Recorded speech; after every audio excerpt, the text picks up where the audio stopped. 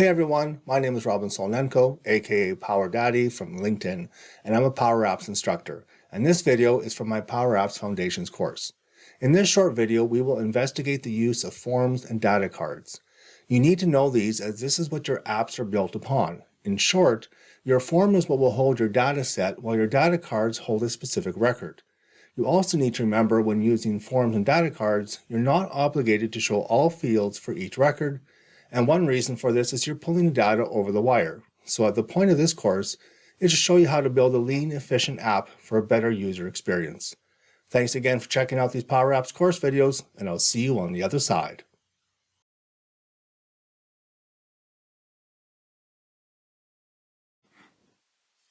Welcome back everyone to this next topic where we will start discussing and looking at editing the forms and data cards. Well, what are they and where are they? If you take a look back to your tree, we're currently still on the browse gallery for the browse screen. So I'm just going to minimize these and expand the detail screen. The detail screen has the forms and the cards. And the form is like a gallery. It's the placeholder where all the cards sit. So when I select detail form, you will see basically all the fields. Well, I guess each card represents a field. And then sure enough, if you click on cell data card 1, it activates the cell. And you can expand it here and you can see there's a value for that and the card key, which is the actual connection to the field. Now all these are locked by default. We can unlock them to make changes, but they are all here. So remember, in the detail screen, as I'm sitting on detail form 1, it's showing you basically a list of everything here. And you do not need to show everything. It's up to you. The default is to show all the fields, but you may not want them. All right, there's one more thing to note before we do any more work on this. You'll notice that you may have some red X's here, and you also have a little red dot up here. This is indicating that there's a problem.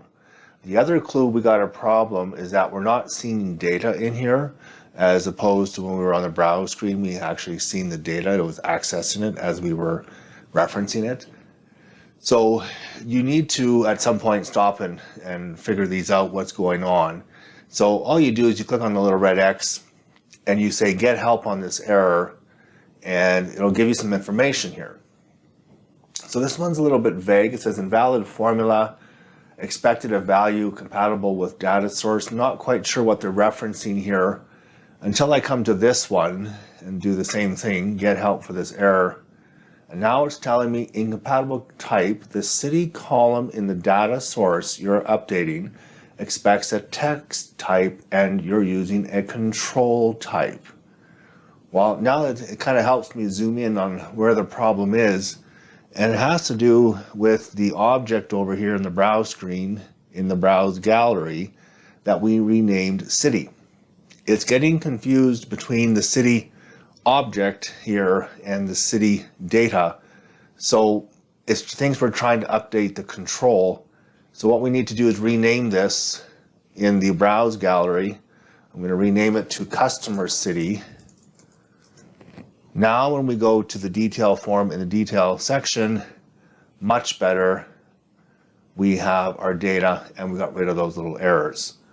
Okay, so anytime you see errors like that, you should stop and fix them if you get them, because you really can't proceed without them. Okay, sticking with the detail form now, can we get rid of some of this? How do we do it? Well, with the detail form object active, on your properties pane on the right side, you'll see edit fields over here. You click that and a pane will pop up, and these are all the objects that it's pulling from your data source and the order it's in. So you can see it's in the same order from top to bottom. So if we want to, let's say we no longer want to see the images in here, you can come over here and you can remove it. So on the images, you want the more actions, remove. It doesn't take it out of the source, it just takes it out of the screen. Then we want to move some things around. I want a customer ID should be first. So dot, dot, dot, move up, dot, dot, dot, move up again. Now we have customer ID up top. And I'm going to do the same thing with first name. But I'm going to move it up one at a time. And then we want last name, up, up, and up. Okay, then we want province, move that one up twice. City is in its good place, and then the cell is last. So customer ID, first name, last name, cell, province, city, date of birth. Oh, we have date of birth. Do we actually need date of birth? Let's get rid of it. So if I get rid of the date of birth, and I'm actually going to move this cell down. Cell has to come down like that. There we go. And as you see, as you're moving them around, they are moving in order over here back on that screen. Now, if you made a boo-boo, got rid of too many or the wrong one, click on Add Field up here, and you can see there's 2 fields left. You can just select them and choose Add. Okay, for now we're good, but that's how you can add them in. Now that they're in order, you click the X here in the corner and closes that pane, and now you have a much better looking list here. As well, now over here on the right, you can see columns is 1. I'm going to say I want it in 2 columns, and look what it does. Makes it look a lot better. But I want to go back in there. So back into the edit fields. I want to expand this cell field, and you can see here control type. It says view text. I want to say view phone. And watch what it does. It makes the phone clickable. And if that was a real number, I could click it with my, if it's on the phone, and it will actually call. This is one method to make like a number like this, use your phone features and phone out.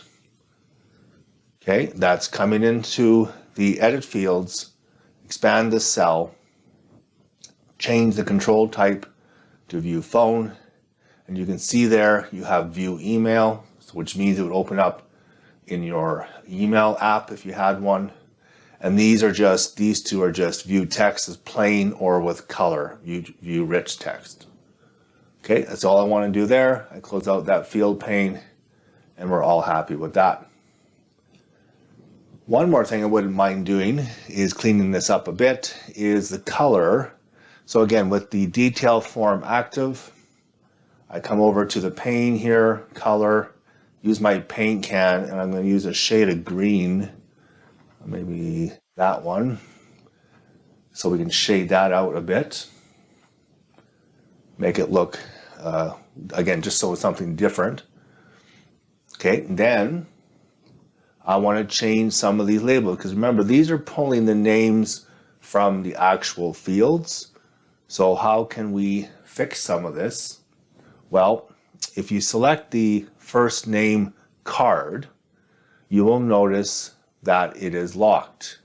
There's a little lock there. It won't let you do anything to it until you come over to the advanced properties tab over here and click that little unlock or the lock to actually unlock it so you can manipulate it.